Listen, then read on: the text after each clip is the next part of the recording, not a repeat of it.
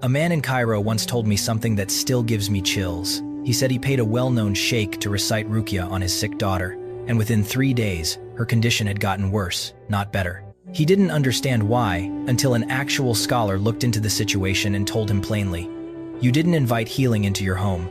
You invited something else entirely." This happens more often than you think. Families desperate for relief from sickness, from strange behavior, from unexplained fear in their homes, turn to whoever claims they can help. But Ruqyah is not a game. It is not a business. And it is definitely not something you hand over to just anyone who claims religious authority. Today we're going to talk about 5 types of people you should never, under any circumstances, allow to perform Ruqyah on you or your family. Some of these will surprise you. Some of them look completely harmless on the surface. But by the end of this video, you'll understand exactly why the Prophet, peace be upon him, warned us so strongly about protecting our hearts and our households from those who twist the words of Allah for their own gain. Before we start, understand something important. This warning exists because Ruqyah has become a business in many parts of the Muslim world. Where there is desperation, there is opportunity. And unfortunately, there are people willing to exploit that desperation while hiding behind religious language. This isn't a new problem either. Scholars throughout Islamic history have warned against charlatans who use the Qur'an as a costume rather than as guidance. What's different today is the scale. Social media has given these people platforms they never had before, allowing them to reach thousands of vulnerable families with just a phone camera and a convincing voice. Let's get into it. Number 1. Never let someone recite Ruqyah over you if they ask for money up front, especially large sums, before they even begin. This might sound obvious, but you'd be shocked how many people fall for this. There's a woman in Morocco whose story spread across several Islamic forums a few years back. Her son had been acting strangely, staying up all night, refusing to eat, mumbling things under his breath. Terrified, she sought out a local healer who told her the case was severe, that jinn possession of this level required special herbs, expensive oils, and a fee of nearly $800 just to begin the process. She paid it. Weeks passed. Her son didn't improve. In fact, he got worse. When she finally brought him to a legitimate Islamic center with scholars trained in authentic Ruqyah, they discovered something disturbing. The previous healer had been reciting invocations that weren't from the Qur'an or Sunnah at all.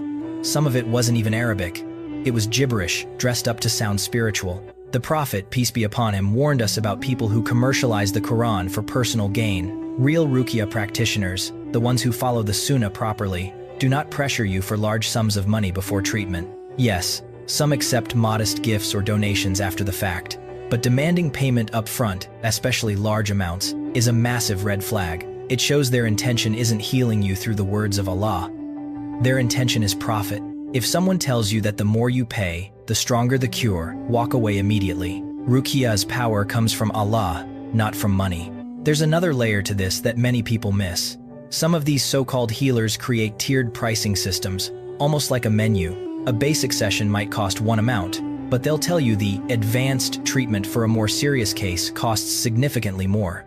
They might even suggest multiple sessions are needed, each one more expensive than the last, keeping families trapped in a cycle of paying for a cure that never actually arrives. A relative of a friend in Yemen described exactly this experience. What started as a modest fee for a single session eventually became weekly payments stretching over 4 months, with the practitioner always claiming the jinn was resisting and needed stronger intervention. By the time the family realized nothing was improving, they had spent an amount that could have covered a year of household expenses. This is not how Islamic healing works, and recognizing this pattern early can save your family both financially and spiritually. Number 2. Never let someone perform Ruqyah on you if they ask you to bring personal items like hair, clothing, or photographs before the session. This one confuses a lot of people because it sounds like it could be legitimate. It's not. In authentic Ruqyah, the Qur'an is recited directly over the person who is suffering, or water is blown into for the person to drink and bathe with. There's no need for hair samples, no need for a piece of your shirt, no need for photographs of you or your family members. This request specifically mirrors the practices used in seer, in black magic. Practitioners of magic use personal items to create a connection, to perform their rituals. If a so-called Ruqyah practitioner asks for these things, they are not doing Islamic healing. They may very well be doing the opposite, using magic rituals disguised under the label of Ruqyah. There was a case reported from a family in Jordan. A grandmother had gone to a local woman known in the neighborhood for spiritual cleansing. This woman asked the grandmother to bring a lock of her grandson's hair, saying it would help identify which type of jinn was affecting him. The family, not knowing any better, brought it. Instead of getting better, the young boy's health rapidly declined over the following weeks. When they finally consulted with a knowledgeable imam, he was horrified. He explained that legitimate Ruqyah never requires this. What she had done was closer to sorcery than healing. If anyone ever asks you for hair, nails, clothing items, or photographs before performing Ruqyah, you are not dealing with an Islamic healer. You are potentially dealing with a practitioner of black magic, wearing religious language as a disguise. Scholars have documented this pattern for centuries. Ibn Taymiyyah himself wrote extensively about practitioners of seer who required physical connections to their targets, precisely because magic, unlike authentic Ruqyah, relies on a tether between the ritual and the person it's meant to affect. The Qur'an requires no such tether. Its words carry power on their own, recited directly, without any need for physical objects belonging to the person seeking healing. This is one of the clearest distinguishing features between legitimate practice and dangerous imitation. If you remember nothing else from this section, remember this: anyone asking for a piece of you, literally, before they'll help you, does not have your best interest in mind. Number 3. Never let someone recite Ruqyah over you if their words are unclear, mixed with foreign symbols, numbers, or unfamiliar phrases that don't sound like the Qur'an or authentic supplications. This is one of the most dangerous categories because it preys directly on people's ignorance of Arabic. Real Ruqyah consists of verses from the Qur'an, particularly Surah Al-Fatiha, Ayat al-Kursi, the last 3 surahs of the Qur'an, and authentic supplications taught by the Prophet, peace be upon him.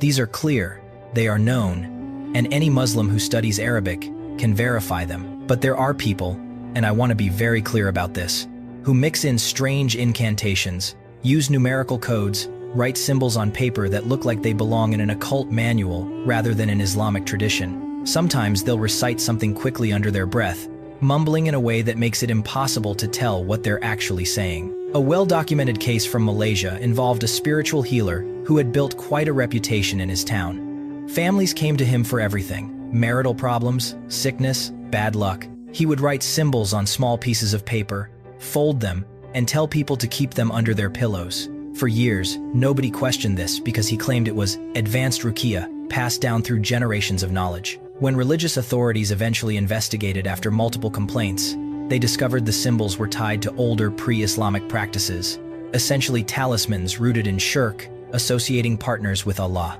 This man had been unknowingly, or perhaps knowingly, blending occult practices with a thin layer of Islamic terminology to make it acceptable to unsuspecting Muslims.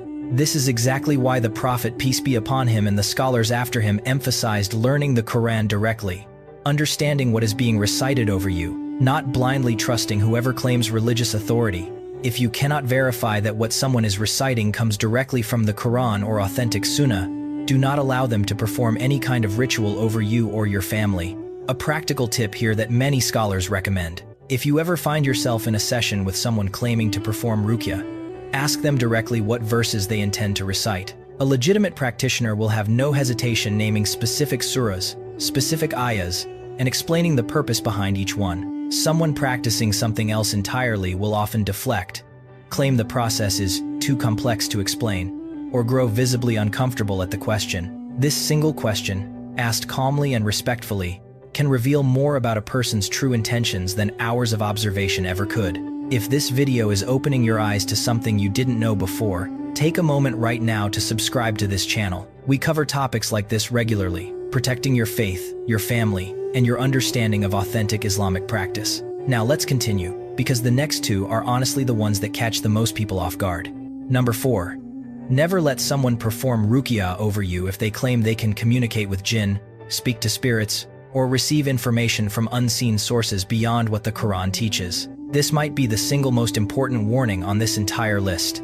There is a very specific and dangerous category of people who present themselves as Ruqyah practitioners, but who actually practice what is essentially fortune-telling or communication with jinn, both of which are explicitly forbidden in Islam. The Prophet, peace be upon him, made this incredibly clear. Whoever goes to a fortune teller and asks him about anything, his prayers will not be accepted for 40 nights. This is a severe warning, and yet, so many families unknowingly walk into exactly this trap because it's disguised under religious language. Here's how it typically works. A person claiming to be a Ruqyah practitioner will tell you things about your situation that seem impossibly specific. They'll say things like, "The jinn affecting you is named this. It entered your body on this date. It was sent by a jealous relative whose name starts with this letter." This sounds impressive. It sounds like proof of spiritual power. But according to authentic Islamic teaching, this is not something legitimate Ruqyah involves at all. There was a widely discussed case from Pakistan involving a man who had built an entire following claiming he could speak directly to jinn and extract detailed information from them about people's lives. Families would visit him, desperate for answers about illness, marriage problems, and business failures. He would go into a trance-like state, speak in a strange voice, and reveal specific details that shocked people into believing he had genuine spiritual power. Islamic scholars who eventually reviewed his practices confirmed exactly what many suspected. This wasn't Ruqyah, this was communication with jinn, a practice explicitly warned against because jinn, being deceptive by nature, will often provide partial truths mixed with lies, specifically to draw people deeper into dependency on these false practitioners rather than dependency on Allah. If anyone claims to know hidden information about you, your enemies, your future, or the specific nature of the jinn affecting you through some kind of spiritual communication, this is your immediate signal to leave. Authentic Ruqyah does not require this kind of information. It simply requires reciting the words of Allah with sincerity and trust in Him for healing. It's worth understanding why this particular deception works so well. Human beings naturally want explanations. When something bad happens, we want to know why, who caused it, and how it can be undone. Practitioners who claim access to hidden knowledge are exploiting this very natural desire. They give you a story, a name, a reason, something concrete to hold on to in the middle of confusion and fear. But Islam teaches us that the unseen belongs to Allah alone. Surah al-Jinn and multiple other portions of the Qur'an make clear that even jinn themselves do not have complete knowledge of the unseen. So, when a human being claims to extract detailed, verified information from these creatures, ask yourself honestly whether this aligns with what we know to be true, or whether it's simply theater designed to convince you that something extraordinary is happening. Number 5. Never let someone perform Ruqyah over you if they are known for immoral behavior. Do not pray, or openly disregard basic Islamic obligations. This last one is something many people overlook, because they assume anyone reciting Qur'anic verses must automatically be righteous. This assumption has led countless families into dangerous situations. Ruqyah, while powerful because of the words of Allah themselves, still requires the person reciting it to have sincerity, proper intention, and ideally a life that reflects genuine faith. This doesn't mean the practitioner needs to be a perfect saint. None of us are. But there is a significant difference between someone striving in their faith and someone who openly mocks prayer, engages in clearly haram behavior, or shows no connection to basic Islamic practice whatsoever. There was a troubling case from a community in Indonesia where a man known throughout his neighborhood for drinking alcohol, ignoring prayers entirely, and living an openly immoral lifestyle suddenly began advertising himself as a Ruqyah specialist. Somehow, despite his reputation being known by everyone around him, desperate families still sought him out because he claimed a special ability passed down from a relative. The results were disastrous. Multiple families reported that after his sessions, the affected individuals experienced increased symptoms rather than relief. Local religious leaders eventually intervened, explaining that while the Qur'an itself carries divine power regardless of who recites it, someone who deliberately mocks the religion while using its sacred text for personal profit is engaging in a form of hypocrisy that Allah does not bless. This doesn't mean you need to interrogate someone's entire religious history before allowing them near you. But basic signs matter. Does this person pray? Do they show reverence when discussing the Qur'an? Do they conduct themselves with humility? Or do they boast about their spiritual powers like a magician performing tricks? These questions matter more than people realize. There's a story from a village in Egypt that illustrates this point beautifully. A humble farmer, known for nothing special except his consistent 5 daily prayers and quiet dedication to his family, was asked by a neighbor to recite Ruqyah over a sick relative. He had no formal title, no advertised business, no reputation as a healer. He simply agreed out of kindness, recited the same verses the Prophet, peace be upon him, used, Al-Fatiha, Ayat al-Kursi, and the Muawwidhat, and left it in Allah's hands. The relative recovered within days. When asked about his method, the farmer simply shrugged and said he did nothing special. He only asked Allah sincerely, while reciting what was taught to us. This is the essence of authentic Ruqyah.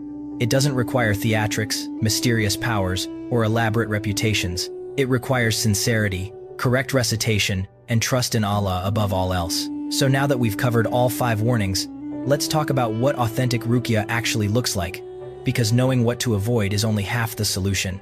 Real Ruqyah is simple. It involves reciting verses directly from the Qur'an, particularly Surah Al-Fatiha, Ayat al-Kursi, and the last 3 surahs known as Al-Muawwidhat. It can be performed by anyone with sincere faith, even by yourself over your own body, your own home, or your own children. You don't need a special title, a mystical reputation, or expensive fees to access this healing. The Prophet, peace be upon him himself, performed Ruqyah on his own family members. Aisha, may Allah be pleased with her, reported that when the Prophet was ill, he would recite the last 3 surahs over himself and blow into his hands before wiping them over his body. This is something every single Muslim can do without needing to seek out a stranger claiming special abilities. If you or someone in your family is genuinely struggling with something you suspect might be spiritual in nature, the safest first step is always personal recitation, increased prayer, staying connected to the Qur'an daily, and maintaining cleanliness both physically and spiritually in your home. Playing recitation of the Qur'an regularly in your household, avoiding image-heavy decor that some scholars caution against, and maintaining the 5 daily prayers consistently creates a spiritual environment that is naturally protective.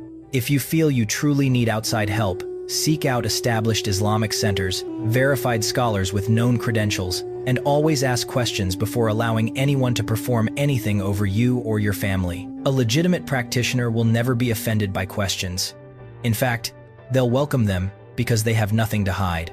It's also worth mentioning that many masajid now maintain lists of trusted, verified Ruqyah practitioners, specifically because this problem has become so widespread. Reaching out to your local imam, asking for a recommendation grounded in actual community trust rather than social media fame, is often far safer than searching online for whoever has the flashiest videos or the most dramatic testimonials. Remember that authentic healing rarely needs to advertise itself with dramatic before and after stories designed to go viral.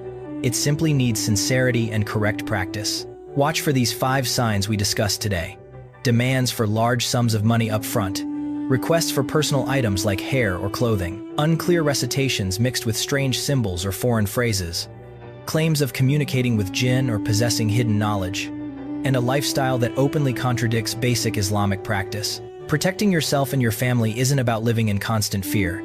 It's about being informed, being cautious, and trusting in Allah above all else. The words of the Qur'an are powerful, but that power comes from Allah, not from any individual person claiming special status. Never let anyone convince you otherwise. If this video gave you clarity on something you didn't fully understand before, that's exactly why we make this content. Understanding our faith properly protects us from those who would exploit it. If you found this helpful, subscribe to the channel so you don't miss future videos covering topics just like this one, protecting your faith, your family, and your understanding of what authentic Islamic practice actually looks like. And if you know someone who has ever sought out a Ruqyah practitioner without asking these important questions, share this video with them. It might be exactly the information they need to protect themselves or someone they love. May Allah protect all of us and our families from harm, both seen and unseen. Until next time.